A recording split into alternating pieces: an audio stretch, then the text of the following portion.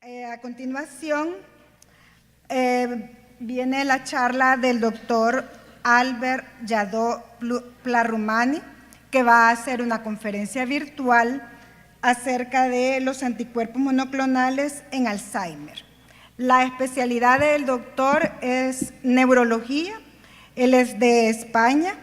Su situación profesional actual es profesor médico asociado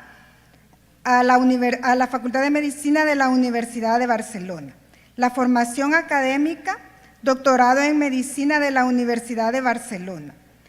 Él tiene 145 publicaciones en revistas indexadas, Scopus H-Index 41, citaciones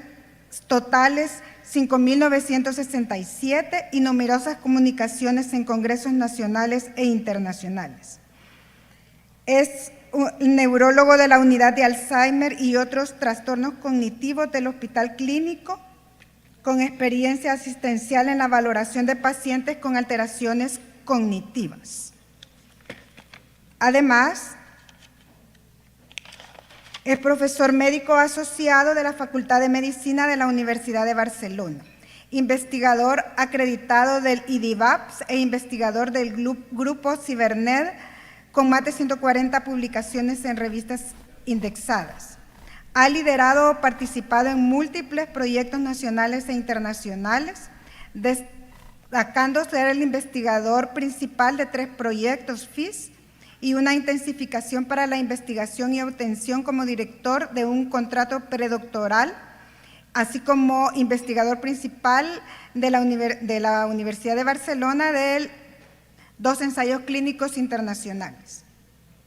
Investigador en 2 consorcios internacionales, la Red de Alzheimer Hereditario, DIAN, y la Iniciativa de la Genética de la Demencia Frontotemporal, GENFI, colaborador en el estudio longitudinal de la enfermedad de Alzheimer de inicio temprano. Ha sido tutor de residentes de neurología y es actualmente el coordinador de docencia del Instituto de Neurociencias del Hospital Clínic. Ha sido coordinador del Grupo de Estudio de Cognición 1 y la Conducta de la Sociedad Catalana de Neurología, revisor de comunicaciones enviadas a la CEN, de proyectos de la Agencia Nacional de Evaluación y Prospectiva desde 2009 y de diversas revistas internacionales. Participación en diversas guías clínicas relacionadas con las demencias, destacando la coordinación científica en la elaboración del Plan de Atención Sanitaria de las Personas con Deterioro Cognitivo y Demencia de la Sociedad Catalana. Y ha recibido el Premio Alzheimer 2022 de la versión científica de la Sociedad Española de Neurología. Entonces, vamos a escuchar en este momento la charla del doctor Jadot, anticuerpos monoclonales en enfermedad de Alzheimer.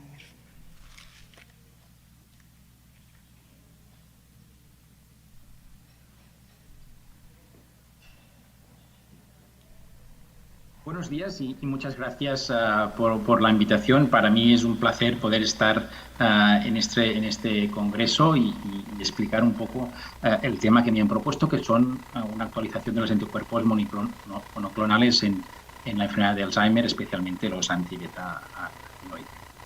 Mi charla básicamente se centrará en estos puntos que ven en la imagen: una breve introducción, revisar la eficacia de estos fármacos, su seguridad, cuál sería la población diana y cuáles serían las recomendaciones de uso, qué necesidades estructurales tenemos y unas breves conclusiones. Si entendemos la enfermedad de Alzheimer como una enfermedad que se inicia con el depósito de la proteína beta-amiloide, tenemos una enfermedad que es muy larga, de probablemente 2-3 décadas, en la cual actualmente somos capaces de tratar solo la fase final de dicha enfermedad, pero los nuevos tratamientos hacen que podamos ya empezar a tratarla en fases de deterioro cognitivo leve y probablemente en un futuro incluso en fases en que el paciente puede estar todavía asintomático. Como saben, la hipótesis amiloide es la hipótesis más aceptada actualmente como causa de esta enfermedad y se considera que el depósito de esta proteína es uno de los primeros eventos que pasan en la enfermedad y posteriormente aparece la proteína tau y la neurodegeneración. Con lo cual los anticuerpos contra la proteína beta-amiloide siempre han tenido un gran interés y actualmente hay importantes ensayos clínicos en fases 3 y algunos, como veremos a continuación, que ya han demostrado cierta eficacia. El efecto principal de estos fármacos lo que intentan es reducir el depósito de beta-amiloide cerebral, si bien la diana específica puede variar en algunos, así como, por ejemplo, algunos están más dirigidos a formas más solubles, otros están más dirigidos ya directamente a la placa amiloidea. En las últimas 2 décadas hemos tenido fracasos importantes, ¿no?, en todos esos tratamientos, pero esto también nos ha permitido, ¿no?, ir aprendiendo e ir viendo cómo hacer las cosas mejor para poder mejorar el pronóstico de esta enfermedad. Hemos aprendido a diseñar mejor los ensayos clínicos, a seleccionar mejor los pacientes, exigiendo muchas veces que la enfermedad sea confirmada biológicamente, que en algunos ensayos previos esto no pasaba. También sabemos algunas cosas más de la seguridad y sobre todo nos centramos en qué diana terapéutica tenemos. El primer fármaco que se ha aprobado en estas 2 últimas décadas, si bien la aprobación fue condicionada y actualmente, como veremos después, fue aducanumab. Este fármaco empezó, ¿no?, los ensayos Emerge y Engage en 2015. Y esta es una historia complicada de este fármaco, ¿no?, porque en las fases iniciales se decidió que los pacientes, la dosis máxima o alta en pacientes APOE4 positivos era de 6 miligramos kilo y para los APOE4 negativos era de 10, pero posteriormente se hizo una versión de protocolo en que todos los pacientes, independientemente de la APOE, podían recibir dosis un poquito más altas. Esto, como ven, es a medio plazo, ¿no?, del ensayo. El ensayo se finalizó en julio del 2018 y en diciembre se hizo un análisis de futilidad en que se vio que uno de estos ensayos, concretamente Emerge, sí que consiguió, ¿no?, disminuir un 18% el CDR, mientras que el otro, pues incluso los pacientes podían empeorar. Y esto condujo a que la compañía decidiera parar el ensayo clínico. Pero no se tuvieron en cuenta dos asunciones importantes, entre las cuales eran que el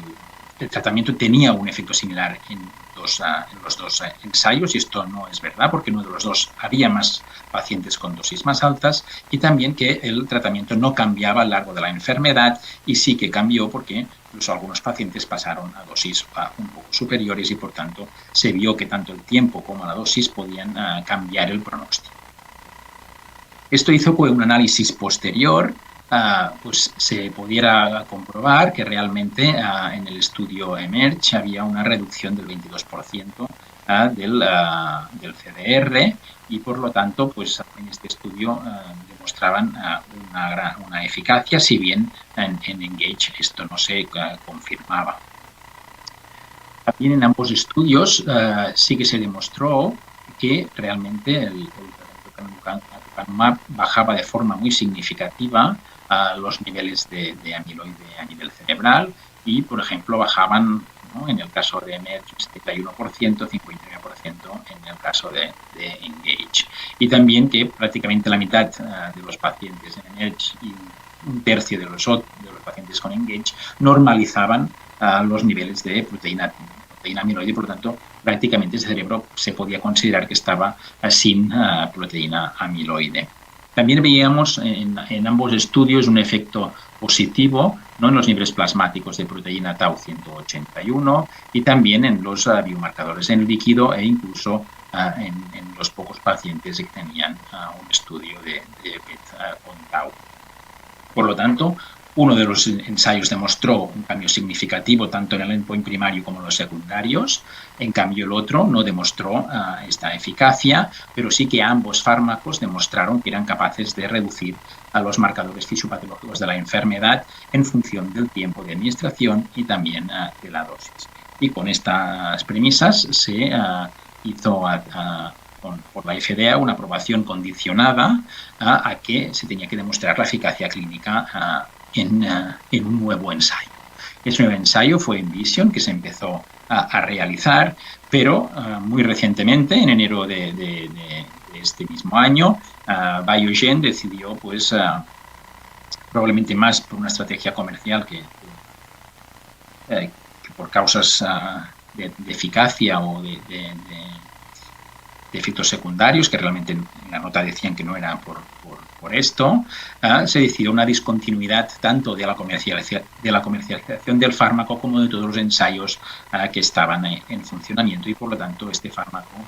ya no está en el mercado. El segundo fármaco que ha demostrado una eficacia en el tratamiento de la enfermedad de Alzheimer es lecanemab. Es un fármaco que es un anticuerpo monoclonal IgG1 que va especialmente contra las protofibrilas, pero también es capaz de unirse a las fibrillas de la placa. Este fármaco demostró su eficacia en el estudio Clarity AD, que es un estudio a 18 meses en pacientes entre 50 y 90 años, principalmente con deterioro cognitivo leve, con enfermedad de Alzheimer o demencia en fase leve, con una dosis de 10 miligramos kilo cada 2 semanas, es decir, es un fármaco que se tiene que administrar cada 2 semanas en forma de infusión, y su objetivo primario era el CDR. Después habían muchos estudios secundarios. Se incluyeron prácticamente 1.800 pacientes con una media de edad de 71, y el fármaco demostró que era capaz de enlentecer el deterioro cognitivo medido por el Sum of Boxes del CDR, prácticamente un 27% en estos 18 años. También demostró eficacia en las diferentes variables secundarias, ¿no? En todas ellas, pues, había una reducción significativa del tratamiento con lecanemab respecto a placebo. Asimismo, demostró una disminución muy significativa del depósito de beta-amiloide a nivel cerebral. Aquí, por ejemplo, vemos que esta diferencia fue prácticamente de 60 centiloides comparado con el basal. También demostró eficacia en los diferentes biomarcadores en líquido encefalorraquídeo, y de la misma modo también demostró una eficacia en el cambio de los biomarcadores en plasma que se midieron, la beta-181, GFAP, la ratio beta 42-40 y menos a nivel de neurofilamentos. Por lo tanto, este estudio demuestra, ¿no?, que somos capaces de enlentecer la progresión clínica en diferentes variables cognitivas, y que lecanemab también es capaz de reducir de forma muy significativa el depósito amiloide. Esto se comunicó el 27 de septiembre del año 22, y la publicación, si os puede interesar, es esta, que se publicó en noviembre del 22. Poco tiempo después, el 6 de enero del 23, la FDA en Estados Unidos aprobó por una vía acelerada o vía de emergencia a este fármaco, y 6 meses posterior ya hizo una aprobación normal. En Europa es un fármaco que todavía estamos esperando que la Agencia Europea del Medicamento se apruebe. El tercer fármaco de los anticuerpos antiamiloideos que ha demostrado eficacia es donanemab. Este es un fármaco que también ha sido planteado a 18 meses, y se han incluido en ello prácticamente más de 1.700 pacientes con un Mini-Mental, pues, entre 20 y 28, clasificados entre deterioro cognitivo leve y también demencia leve. Todos ellos tenían un beta-amiloide por encima de 37 centiloides, y en este trabajo es interesante, ¿no?, la división que hacen con los pacientes que tienen unos depósitos bajos o intermedios del PET-tau, y aquellos pacientes en que tenían un acúmulo de tau ya mucho mayor. Es un fármaco que se administra de forma también endovenosa, pero en este caso es cada 4 semanas.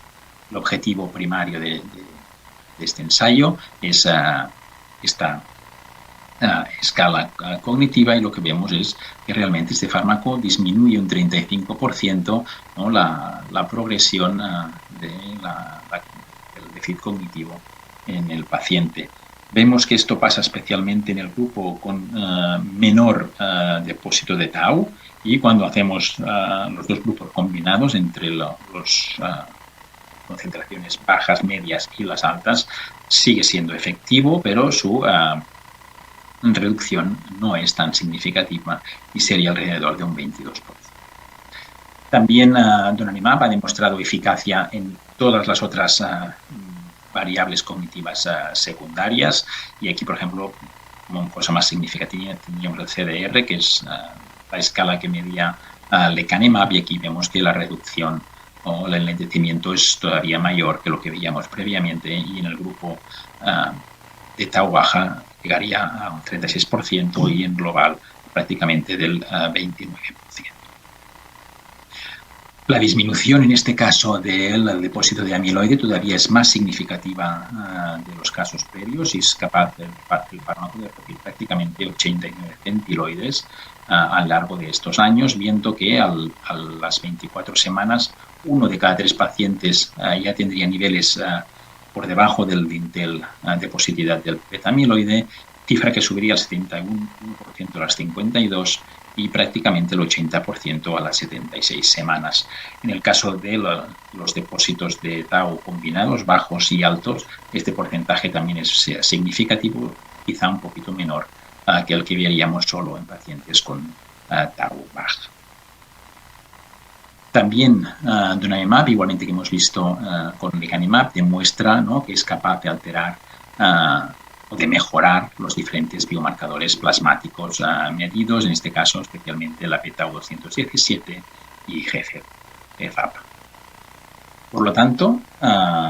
este fármaco también ha demostrado que es capaz de enlentecer la enfermedad,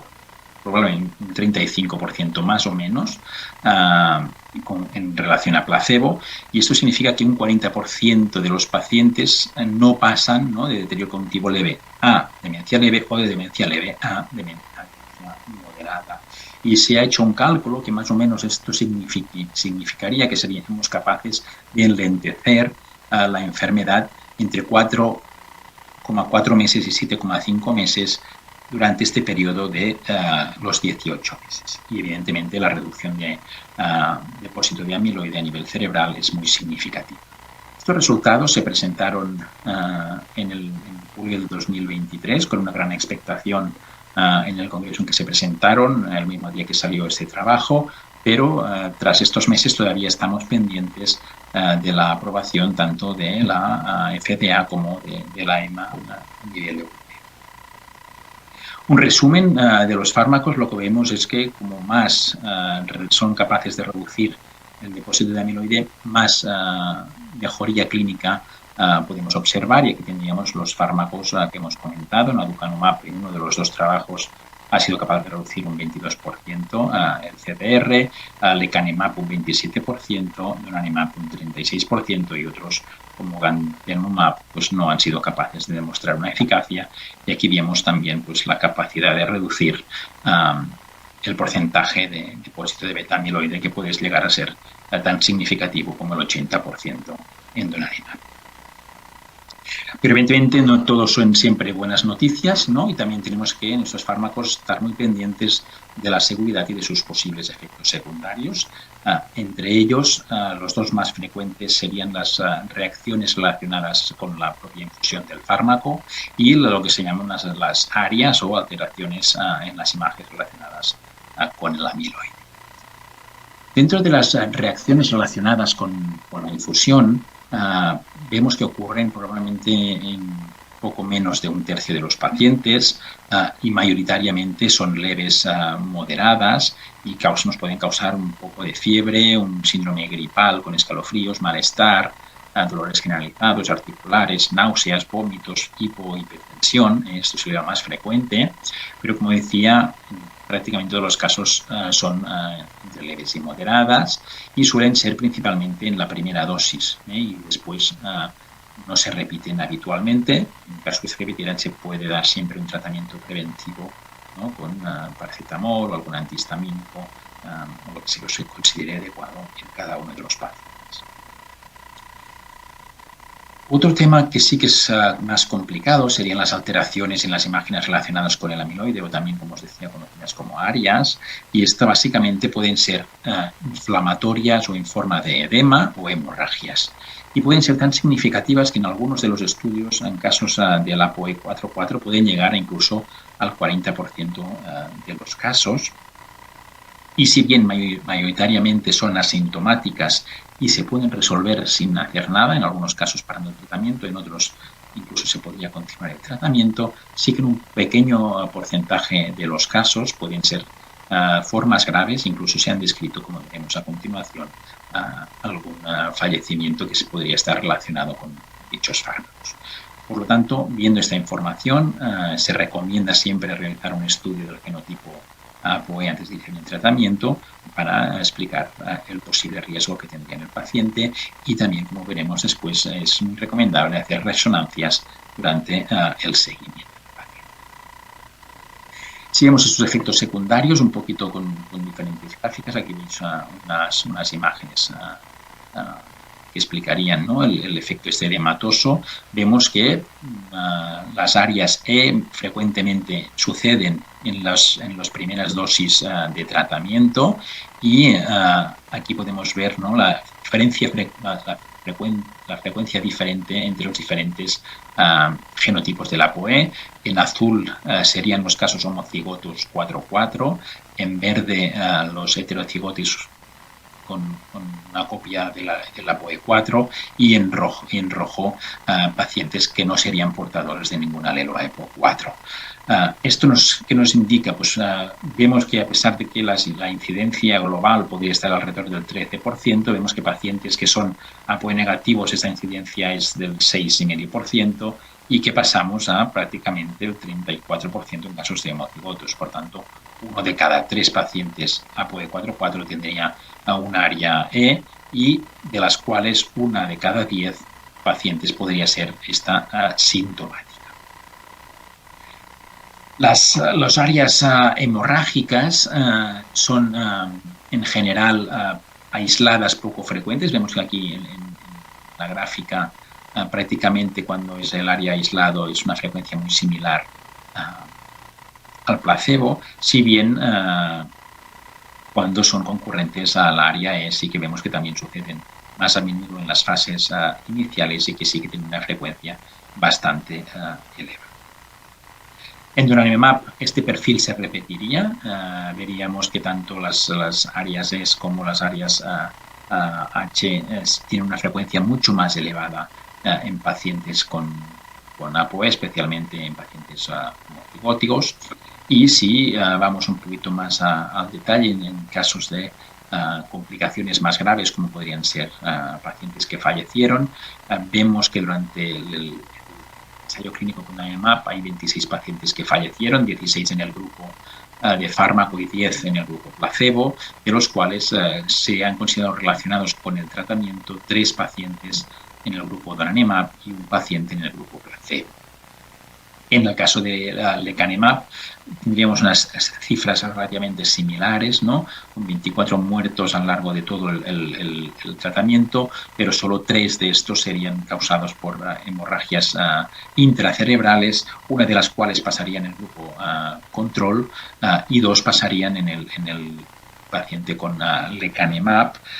1 después del tratamiento con RTPA y otra en un paciente anticoagulado. Si este es un tema que os puede interesar, hay este trabajo recientemente publicado en que describe uno de los pacientes que han fallecido, y realmente pues vemos que es un paciente con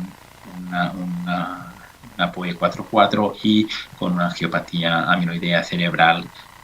previa, y por lo tanto estos pacientes son los que tendríamos que estar mucho más alerta, o incluso no iniciar el tratamiento o explicar muy bien los posibles riesgos. ¿A qué población se dirigirán estos fármacos y qué recomendaciones tenemos de uso actualmente, que básicamente están centradas principalmente en lecanemab, que es el fármaco que actualmente se está utilizando en Estados Unidos y otros países a nivel mundial? Lo que sí que probablemente debemos ya tener bastante claro es que son tratamientos que serán o se tendrán que dar en pacientes que tendrán un deterioro cognitivo muy leve o una demencia muy leve, probablemente por minimentals por encima de 22. Evidentemente tendremos que tener un diagnóstico biológico de la enfermedad, no sería suficiente con un diagnóstico clínico, dado que conocemos hoy en día que 20-30% de los pacientes con un diagnóstico clínico podrían no tener una enfermedad de Alzheimer, por lo tanto será necesario una confirmación biológica de la enfermedad. Pacientes entre 50 y 90 años, pacientes que seamos capaces que él o el acompañante asegure el cumplimiento terapéutico y también que comprendan todos los requerimientos necesarios tanto para el tratamiento como para el seguimiento y la monitorización y los potenciales beneficios, pero también los potenciales riesgos y que tomen la decisión estando bien informados. Evidentemente se tendrían que excluir pacientes que tengan otras patologías que pueden causar la alteración cognitiva, pacientes que tengan ya más de 4 microhemorragias o una hemorragia superior a 10 milímetros, siderosis superficial, edema vasogénico, varios lacunares o infartos de grande vaso, unas hiperintensidades subcorticales importantes, clasificadas como FACEGAS 3, o una angiitis relacionada con beta-amiloide o una angiopatía amiloidea cerebral. Pacientes que hayan tenido un accidente isquémico transitorio en los últimos meses, pacientes con patologías psiquiátricas importantes que puedan interferir en el cumplimiento del tratamiento, algunas enfermedades inmunológicas, trastornos de la coagulación, pacientes con tratamiento anticoagulante, esto alguien lo discute, pero es lo que se recomienda actualmente. Pacientes que en el caso que tengan algún proceso isquémico no podrían recibir RTPA o patologías médicas que estén inestables. Como os decía, la monitorización de los pacientes con tratamiento con estos anticuerpos requerirá probablemente de una monitorización tanto clínica, pero también por resonancia craneal, porque como os decía, la mayoría de estas áreas son asintomáticas y únicamente las podemos detectar haciendo un seguimiento por imagen y, por lo tanto, como hemos visto también, estas son principalmente en las primeras semanas y, por lo tanto, será necesario hacer unas 5 resonancias anuales más o menos, y de las cuales pues en las primeras semanas se tendrán que hacer una basal antes de empezar el tratamiento para descartar que no haya ninguna contraindicación o que ya haya muchas microhemorragias o estos criterios de exclusión que hemos dicho, y posteriormente pues en los primeros meses 2 y después ya a los 6 y ¿Qué necesidades estructurales podemos tener o necesitamos para asegurar un buen tratamiento y asegurar la buena asistencia al paciente? Pues evidentemente tenemos que tener clínicos con experiencia, tenemos que tener resonancias, tenemos que tener radiólogos especializados en interpretar estas resonancias en las posibles áreas, tenemos que tener capacidad de hacer un PET de amiloide, capacidad de poder hacer funciones lumbares, etc. Y todas las pruebas diagnósticas que nos hagan falta para confirmar la enfermedad, de hacer el estudio del gen ApoE, pacientes que seamos capaces de explicarles bien, evidentemente tener sitios para hacer todas las infusiones y tratamientos y protocolos para saber manejar cualquier complicación que puedan haber. En este aspecto, pacientes que puedan hacer una área, el hospital necesita, evidentemente, un servicio de urgencias, disponibilidad de resonancia, clínicos que sepan manejar estas situaciones, en casos, a pesar de que excepcionales, unidades de ictus, unidades de cuidados intensivos, electroencefalogramas y, evidentemente, todo un equipo experimentado en estas posibles complicaciones. En resumen, ¿qué es lo que necesitaríamos? En resumen, para poder empezar a administrar estos fármacos, tendríamos que tener centros y personal experto donde el paciente se pueda monitorizar y hacer frente a los posibles efectos secundarios. Tendríamos que tener una definición muy clara de los criterios de inclusión de uso adecuado de estos fármacos. Evidentemente tenemos que ser capaces de poder realizar un diagnóstico etiológico lo más precoz posible. Ya hemos visto que en fases ya avanzadas o moderadas incluso de demencia ya no serían fármacos útiles y por tanto tenemos que tener la disponibilidad de marcadores que confirmen la enfermedad, todo lo antes posible, es decir, un sistema, ¿no?, en que el paciente acuda de forma precoz a unidades especializadas y estas pueden realizar pues, la punción lumbar con estudio de encefalorraquídeo, el petamiloide o biomarcadores plasmáticos en un futuro, esperamos que muy próximo, que sean capaces de determinar el ApoE, que sean equipos multidisciplinares capaces de poder administrar y hacer el seguimiento de estos fármacos y, por lo tanto, también tener la capacidad, ¿no?, o la disponibilidad de hospitales de día que se pueda hacer la administración endovenosa. Veremos si en el futuro esto puede pasar a ser subcutáneo, como estudios que demuestran, pero en estos momentos tendríamos que tener esta capacidad de poder poner cada 15 días o cada 4 semanas fármacos endovenosos, tener, ¿no?, una gran disponibilidad de la resonancia magnética craneal, que esto puede multiplicar por 5 o 6 el número de resonancias que se le hacen a cada paciente y evidentemente tener la disponibilidad de poder tratar las posibles complicaciones de estos fármacos y sin duda tendrá que haber, ¿no?, un registro de todos estos pacientes para ir conociendo mucho mejor tanto el beneficio clínico como las posibles complicaciones a más largo plazo de estos 18 meses que conocemos hoy en día. Bueno, como en conclusiones de esta charla, quería deciros, ¿no?, que la enfermedad de Alzheimer es una de las enfermedades más prevalentes en la mayoría de los países mundiales, que tiene una repercusión muy importante a nivel personal, familiar, social, sanitario, legal e incluso económico, que actualmente tenemos 2 fármacos que han demostrado tener eficacia para lentezar el curso de la enfermedad. Actualmente el lecanemab ya está aprobado en algunos países, donanemab todavía está pendiente de aprobación, que los resultados positivos y las aprobaciones de dichos fármacos nos obligan a tener, ¿no?, el sistema sanitario preparado para poderlos administrar y que probablemente todo ello conllevará un gran reto en diseñar circuitos asistenciales para mejorar el diagnóstico y hacerlo más precoz y más veraz. Y eso también nos incrementará probablemente la demanda diagnóstica. Mucha gente que tiene problemas cognitivos, sabiendo que hay estas opciones terapéuticas, puede tener, ¿no?, más necesidad de ser diagnosticada antes y, por lo tanto, cualquier fallo de memoria podrá ser tributario de ser estudiado. La gente probablemente haga una mayor demanda. Esto, evidentemente, creará una sobrecarga de todos los equipos de trabajo, también de todos los circuitos diagnósticos, y entre ellos las pruebas de neuroimagen se aplican y se hace todo este protocolo. Y también será muy importante, ¿no?, que tengamos muy presentes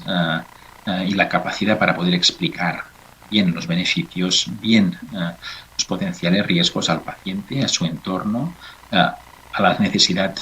de monitorizar todos estos tratamientos. No son fármacos que es una pastilla en casa, son fármacos de momento endovenosos en hospital y por tanto esto cambia mucho la mentalidad que tenemos ahora. Tendremos que tener protocolos muy bien establecidos y hacer una selección muy correcta de los posibles candidatos. Tendremos que seguir investigando, como os decía, ¿no?, hacer registros y ver un poco cómo los pacientes. Y evidentemente durante estos años que han ido saliendo todos estos fármacos se nos abren muchas preguntas y un gran reto, un cambio muy sustancial del tratamiento de estas enfermedades que evidentemente serán, ¿no?, un primer paso hacia un tratamiento mejor del que tenemos actualmente para una enfermedad, como os decía, muy frecuente. Nada, únicamente agradeceros otra vez la invitación de poder estar presente de forma telemática, pero que ha sido un placer poder estar con ustedes y evidentemente si tienen alguna pregunta pues, estaré encantado de poder contestar en los minutos siguientes. Muchísimas gracias.